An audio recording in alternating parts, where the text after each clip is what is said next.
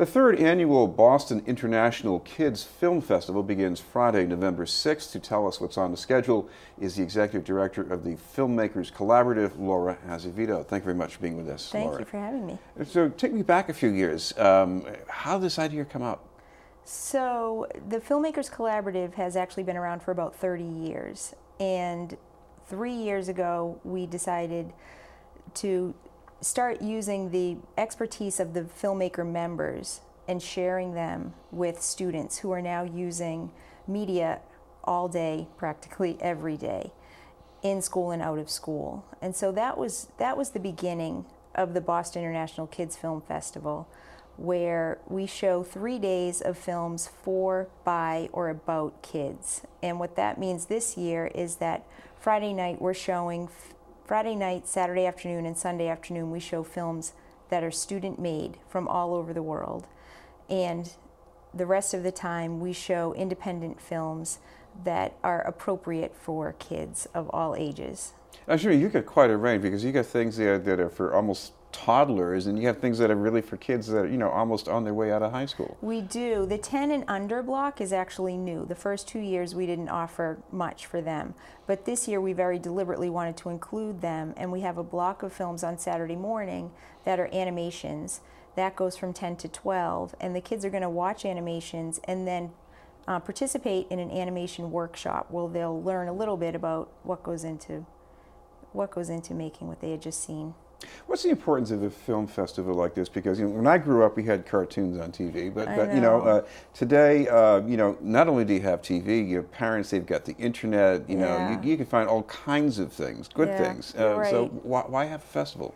I think because it's just another reminder that the media is a really powerful message carrier, or it's a great way for kids to feel like they have a voice. If you're making a film, then they have an opportunity to take the technology that's literally in their hands, in their cell phone, and make a film about something and then share it with the world.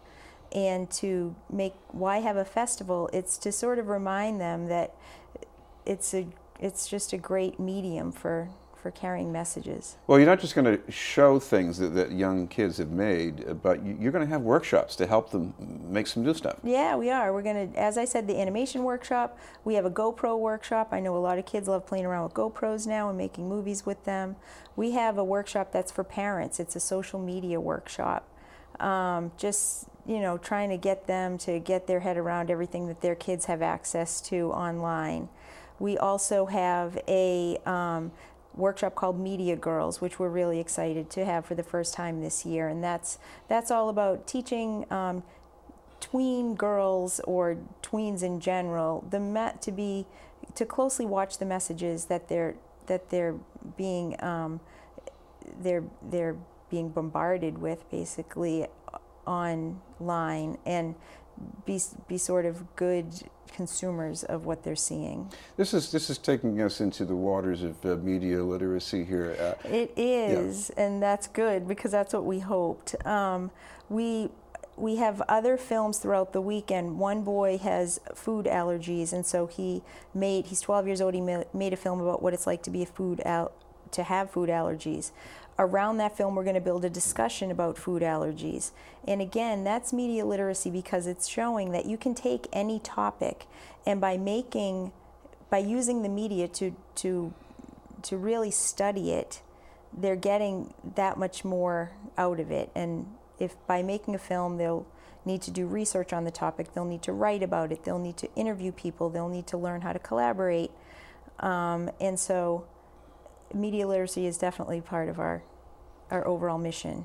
Speaking of the food element, you have a film called Bite Size too, right? Yeah, Bite Size is a great, excellent documentary. It's sort of like a Biggest Loser for kids, where it takes 4 students from different parts of the country, and for the audience, it's going to introduce some of the students to concepts like what it's like to live in a food desert, or how important it is to have role models around health and well-being, and what role heredity plays. So that's a really great film. That's Saturday. Laura, we should mention, if people want to find out more about when and where and admission? What's the best place to look that up? The best place to look that up is our website, which is www.bikff.org.